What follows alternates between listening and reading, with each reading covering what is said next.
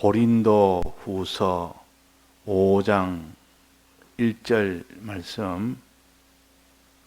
만일 땅에 있는 우리의 장막집이 무너지면 하나님께서 지으신 집 곧 손으로 지은 것이 아니요 하늘에 있는 영원한 집이 우리에게 있는 줄 아나니 과연 우리가 여기서 단식하며 하늘로부터 오는 처소로 덧입기를 간절히 사모하노니 이렇게 입으면 벗은 자들로 발견되지 않으려 함이라.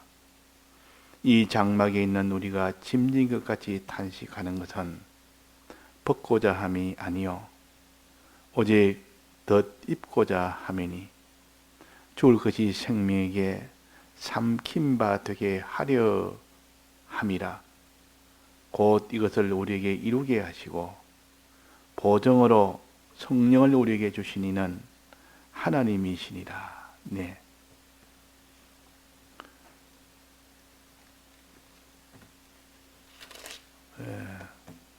우리가 알아야 될 것은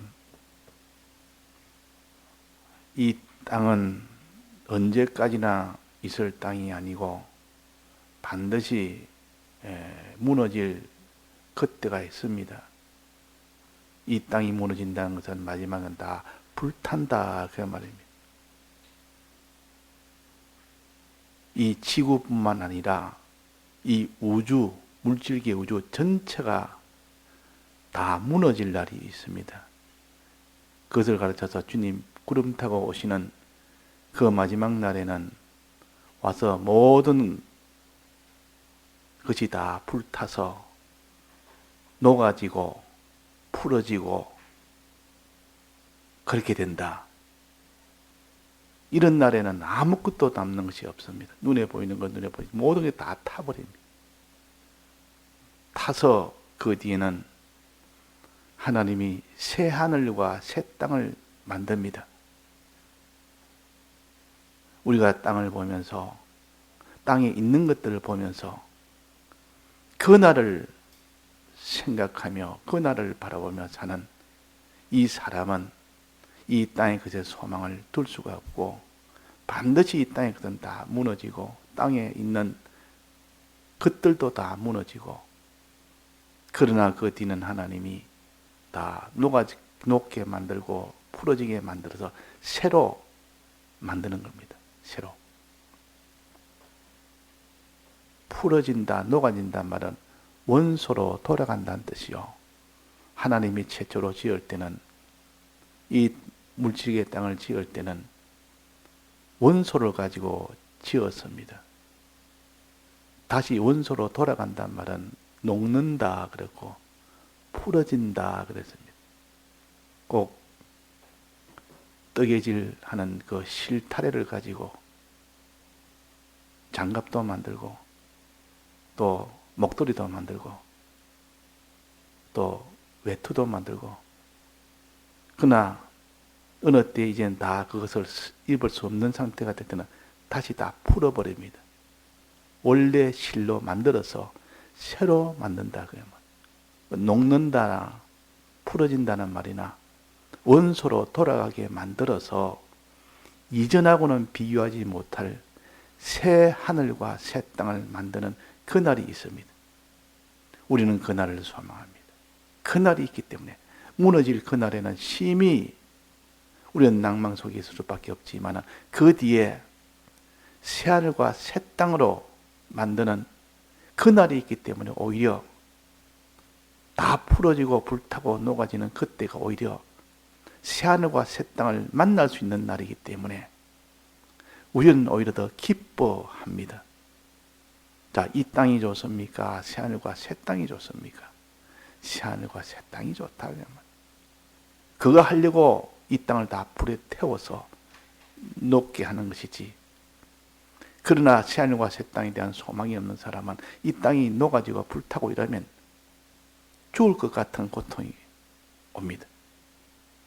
우리가 예수 그리스도를 알기 전에는 사람은 나면 죽게 되고 반드시 사람이 죽음이라는 게 있다. 끝이 있다. 그거 생각하면 사람이 낭망이 될 수밖에 없고, 그거 생각하면 사람이 허무한 고통을 가지지 않을 수가 없지만은, 예수 그리스도를 믿고 보니까 그 이후에 영원한 나라 새하늘과 새 땅이 있고, 거기는 영원한 부여와 영광과 존귀가 있는 그날이 있고, 또 거기에는 하나님 아버지와 주님이 계시고, 그러니 예수 믿고 그 뒤에 가진 소망을 보니까 이 세상은 참 초월한 이런 소망을 가지게 되니까 예수 믿을 때 그 기쁨이라는 것은 말을 못합니다. 우리가 지금도 그 기쁨을 가지고 항상 이런 소망의 기쁨을 가져야 되겠습니다. 소망이라는 것은 두 가지가 있는데, 하나는 미래에 반드시 내 행위와 상관없이 이루어지는 소망도 있고, 어떤 것은 조건부 소망도 있습니다. 내가 반드시 해야만 되는 그 소망이 이루어지는 그 소망이 있습니다. 반드시 내 행위와 상관없이 이루어지는 소망은 이미 다 확정이 된 소망이요. 이걸 다른 말로 하면 기본구원이라 그럽니다. 기본구원은 우리가 소망을 하든 믿음 생활을 하든 안 하든 상관없이 이미 그는 다 이루어졌고 정해졌고 이렇게 되어 있기 때문에 이 소망은 우리가 기뻐하며 감사하며 이루어진 이 소망에 대해서는 늘 잊지 않고 감사가 끊이지 않아야 되겠고, 소망으로 주신 소망은, 즉 조건부 소망은 내가 이 조건을 만족시키기 위하여 힘써 일해야 됩니다. 네가 이렇게 영원한 이 아버지 집, 새하늘과 새 땅, 영계와 통일된 무궁세계, 새하늘과 새 땅은 물질계입니다. 물질계가 이제는 신령한 물질계로 다 변화가 되면서 영계와 하나가 되는 그때가 무궁세계라 그럽니다. 무궁세계라면 물질계와 영계를 합쳐서 무궁세계라 그럽니다. 이런 나라를 우리가 받게 됩니다. 들어가게 된다 그 말이에요. 이 속에 들어가게 됩니다.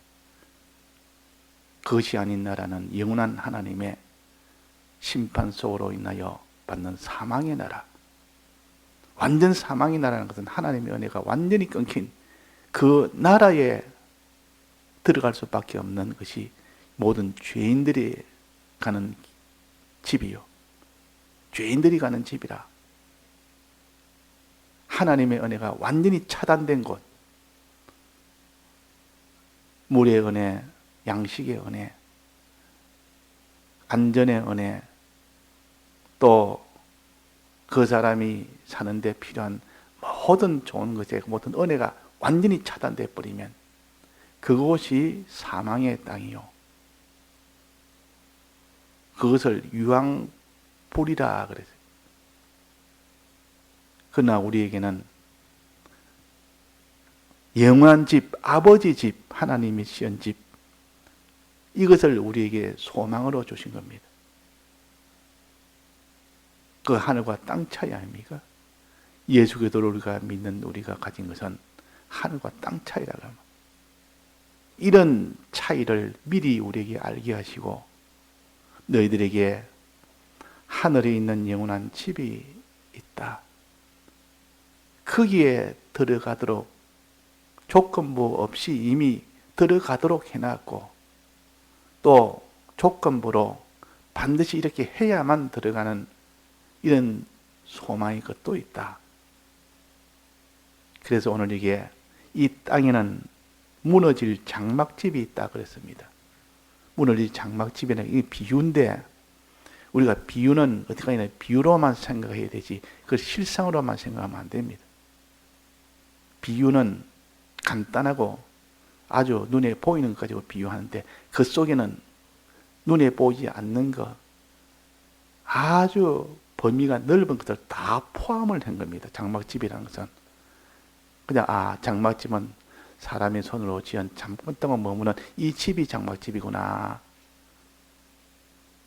그렇게 눈에 보이는 대로만 판단하지 말고 그것이 무엇을 뜻하는지, 장막이라는 것은 이 땅에 잠시 있다가 거둬가야 될, 거둬야 될 그런 것이 장막집이다.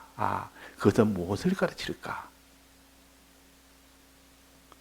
우리가 사는 집만 말할까? 우리가 사는 집만 말하는 것이 아니고 우리의 사는 집도 물론이고 그 집안에 사는 우리 사람도 무너질 때가 있지 않느냐. 사람의 마음이라는 것은 반드시 이 땅에 마음 가지고 살지 못할 때가 있다. 사람 마음이 다 무너지는, 떠나는 그날이 있고 이 몸도 다 무너지는 그날이 있다. 내 소유도 하나도 가지지 못하는 그날이 있고 내 목숨이라는 것도 반드시 무너질 그날이 있다. 그러면 이 장막집은 집이라고 표시했지만은, 비유로 했지만 실제로는 몇 가지입니까? 4가지입니다. 4가지. 우리의 마음, 우리의 몸, 우리의 소유, 우리의 목숨. 요 4가지가 반드시 무너질 날이 있다. 이것이 무너질 장막집이 있다. 그 말이에요. 요 4가지가 무너질 장막집이요. 영은 뭡니까? 영도 무너져서 더 이상 복구할 수 없는데 하나님이 주님의 피로 영은 완전히 살렸습니다. 더 이상 무너지지도 않습니다. 더 이상 살릴 일도 없습니다. 살아났고 알기도 전에 우리를 영은 살았고 다시는 죽지 않고, 그러니까 이것은 무너질 장막집에 속하지 않는 겁니다. 주님의 대속을 받기 전에는 영도 다 무너진 장막집이지만 지금 구속을 입은 자들에게는, 예수를 믿는 자들에게는 이미 이 영은 이미 다 무너지지 아니할 수 있도록 다 견고한 그런 집이 되었습니다. 우리가 앞으로 어떻게 해야만 영이 무너지지 않을 집이 아니고 우리의 행동과 상관없이 이미 무너지지 않을 집이 됐다. 그러나 우리의 마음이나 몸이나 소유나 목숨은 반드시 무너진다. 이걸 우리가 구별을 해야 됩니다. 내 몸을 보면서 무너질 그날이 있다 생각하는 사람 되어야 되고, 내 마음도 언젠가는 내가 네 마음을 가지고 이 땅에 살지를 못한다. 무너질 마음이라는 것도 알아야 되고, 내 소유도, 내 집이, 내 땅이, 내 돈이 이렇게 많아도 반드시 무너질 그날이 있다. 이 성경이 가르치고 우리가 다 볼 수가 있는 겁니다. 내 목숨도 무너질 그날이 있다. 이 땅도 완전히 끝날 그날이 있다. 총 5가지요. 무너질 것, 마음, 몸, 또 소유, 목숨, 자기가 가는 이 세상 반드시 무너질 그날이 있습니다. 자, 무너질 그날이 있는데 그러나 영은 무너지지 않기 때문에 무너질 것은 하늘에 있는 집이 있는데, 하늘에 있는 집은 하늘나라라 천국이라 그럽니다. 그 천국은 무너지지 않을 집이요. 그걸 영원한 집이라.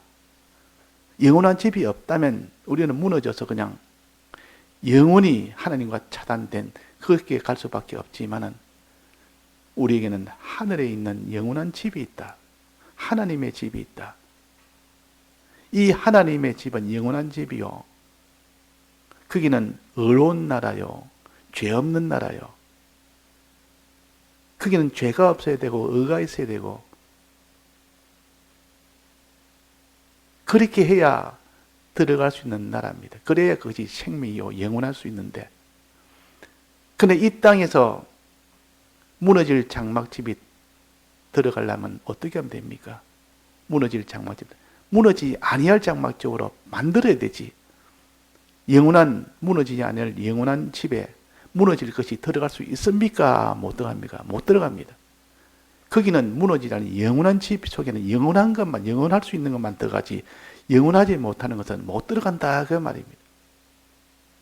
못 들어간다. 그래서 영원한 집에는 우리는 무너질 장막점은 아무것도 못 들어간다. 마음도 못 들어가고 몸도 못 들어가고 소유도 목숨도 다 못 들어간다. 그러나 내 마음과 몸과 소유와 목숨이 영원한 것으로 다 변해버리면 같은 영원성을 가졌기 때문에 그는 들어갑니다. 영원한 집이라는 것은 영원한 생명을 가진 것이라 영원한 것으로 다 변화가 되어야 됩니다. 죽을 것이 죽지 아니할 것으로, 썩을 것이 썩지 아니할 것으로 되어야만 그것이 영원한 집에 들어가는데 우리의 마음이나 몸이나 소유나 목숨은 무너질 것입니다. 영원하지 못합니다. 그래서 못 들어갑니다. 자, 그러면 이 마음과 몸이라는 것을 먼저 알아야 될 것은 마음과 몸은 두 가지로 나눠야 됩니다. 반드시. 마음이나 몸이나 그 몸을 가지고 비유한다면, 몸을 가지고 대표적으로 말한다면 몸이라는 것은 형체가 있고 기능이 있습니다. 몸이라는 형체와 기능. 몸이라는 형체는 그것도 무너지고 기능도 다 무너지게 되는데 몸이라는 형체는 영이 영원한 이 구원을 얻었고 무너지지 않은 영이 됐고 그러면서 동시에 이 몸과 마음의 형체도 무너지지 않을 그 형체가 이미 된 겁니다. 그러면 천국에 들어갈 것이 확정이 된 것은 중생된 영은 무너지지 않을 영이 됐기 때문에 들어가고 또 마음과 몸 중에서 그 형체는 들어갑니다. 우리의 수고가 없고 노력도 없고 아무것도 없어도 들어가게 됩니다. 그러니까 확정이 된 겁니다. 그러면 이 마음과 몸의 형체뿐만 아니라 이제는 또 뭐가 있습니까? 기능이 있습니다. 기능. 몸의 기능. 자, 눈은 있는데, 눈이란 형체는 있는데 분명히 눈은 있는데 그 사람이 보지를 못합니다. 그러면 눈이라는 형체는 있고 보지를 못할 때 그 사람은 형체는 있지만 기능이 없다 그럽니다. 기능이 없다. 눈이라는 형체가 있는데 보지를 못한다. 귀는 있는데 듣지 못한다. 입은 있는데 말하지 못한다. 입은 있는데 말을 못합니다. 형체는 있는데 기능이 없다. 또 귀는 있는데 듣지를 못합니다. 귀는 형체가 있는데 듣지를 못하는, 듣는 기능이 없다. 또 발은 있는데 걷지를 못합니다. 발 모양은 있는데 분명히 걷지를 못합니다. 그것도 형체는 있지만은 기능이 없는 겁니다. 또 손은 있는데 손을 서지를 못합니다. 형체는 있는데 기능이 없습니다. 그러면 천국에는 형체는 다 가는데 기능은 없을 수가 있다. 기능은 이거는 반드시 조건부 천국에 들어간 겁니다. 조건부로. 조건이 맞아야만 들어가지. 그러나 우리의 영이나 우리의 심신의 형체라는 것은 이미 다 확정이 됐고 단일체로 되어 있기 때문에 이미 다 구속함을 다 받았고 그렇기 때문에 이거는 반 들어갑니다. 그래서 천국의 영도 들어가고 심신의 형체도 다 들어갑니다. 문제는 그 심신의 기능이나 그 소유나 그 목숨이나 그것은 우리가 조건에 다 만족시켜줘야만 그것이 죽지 않은 것도 다 변화가 되는 겁니다. 죽지 않은 것도 변화를 시켜서 들어가야 된다. 그 말이에요. 영과 심신의 형체는 이미 죽지 않은 것도 다 변화가 다 되었습니다. 그럼 우리 심신의 기능이라는 것은 아직도 죽을 것이 죽지 아니할 것도 변화가 되지 않았습니다. 그래서 죽지 않도록 변화를 시켜야만 됩니다. 영생하도록. 우리의 심신의 기능이 영생하도록 하려면 어떻게 됩니까? 생명에게 삼키면 된다. 생명에 삼키면 죽은 것들이 다 살아납니다. 살아난다. 죽은 것이 다 살아날 수 있도록 하는 것은 이렇게 생명에 삼키면 된다. 우리의 마음과 몸과 소유와 생명이 우리의 이런 것들이 다 지금 죽어 있는 것이고 무너질 것이기 때문에 무너지지 않도록 하는 방법은 유일하게 생명에게 삼키면 생명화되면 됩니다. 그 생명이 무엇이냐? 주님의 피와 진리와 성령입니다. 주님의 피와 말씀과 성령이라고. 주님의 피에 딱 삼켜버리고 주님의 말씀에 삼켜버리고 주님의 이 성령의 감동에 삼켜버리면 그것이 생명이니까 그것이 삼켜지니 그것이 생명이 되어버립니다.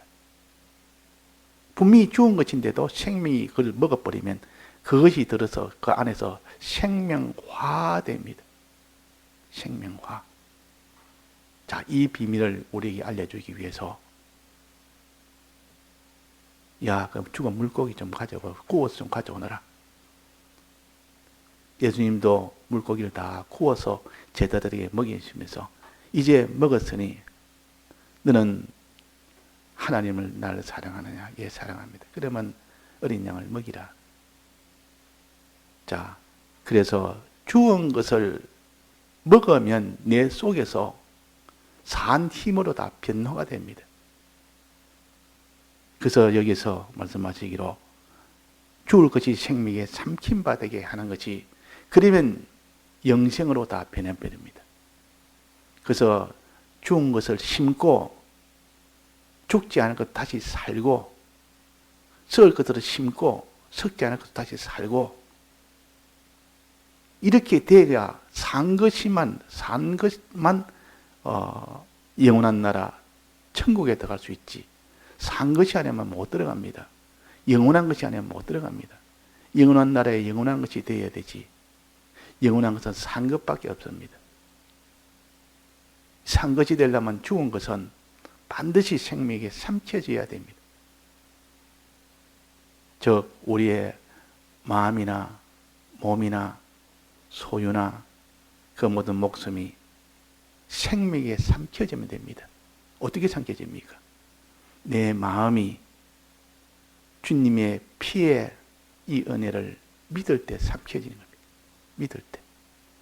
내 몸이 진리와 성령에 순종할 때 삼켜집니다. 내 소유를